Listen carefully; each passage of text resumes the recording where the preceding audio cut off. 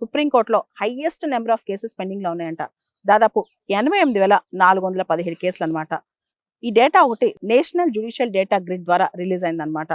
సుప్రీంకోర్టులో full strength function చేస్తుంది. అంటే ఆల్మోస్ట్ 34 జడ్జిలు ఉన్నారనమాట. డిస్పోజల్ రేట్ కూడా ఎన్హాన్స్ అయింది.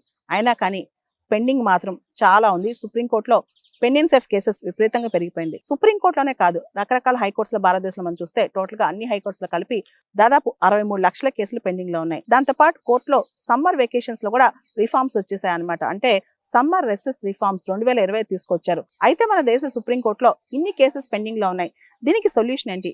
ఎలాంటి సొల్యూషన్ తీసుకురావచ్చు అంటే భారతదేశంలో ఏ సివిల్ మ్యాటర్ అయినా, క్రిమినల్ మ్యాటర్ అయినా, కాన్స్టిట్యూషనల్ మ్యాటర్ అయినా ఏదైనా మన సుప్రీంకోర్టుకి వెళ్ళింది. Supreme court is the highest court of appeal అనమాట. అయితే చాలా దేశాల్లో వాళ్ళ సుప్రీంకోర్టు కేవలం కాన్స్టిట్యూషనల్ కోర్టుగా పనిచేస్తుంది అనమాట.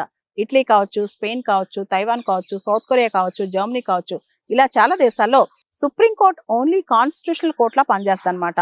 సివిల్ కేసెస్ కి, క్రిమినల్ కేసెస్ కి హైయెస్ట్ కోర్ట్ ఆఫ్ అపీల్ వేరుగా ఉంటుంది.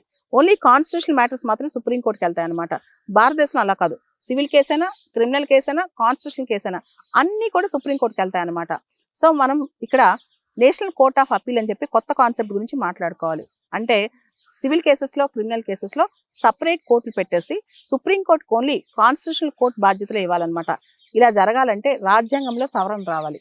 సుప్రీంకోర్టుకి కేవలం రాజ్యాంగానికి సంబంధించిన అంశాలు, రాజ్యాంగానికి సంబంధించిన ఇంటర్ప్రిటేషన్ మాత్రం ఇచ్చి మిగతావన్నీ కూడా సివిల్ కేసెస్, క్రిమినల్ కేసెస్లో సపరేట్గా హైయెస్ట్ కోర్ట్ ఆఫ్ అపీల్స్ని ఏర్పాటు చేయాలి. నేషనల్ కోర్ట్ ఆఫ్ అపీల్ని ఏర్పాటు చేస్తే ఈ ప్రాబ్లంకి సొల్యూషన్ వస్తుంది అనమాట.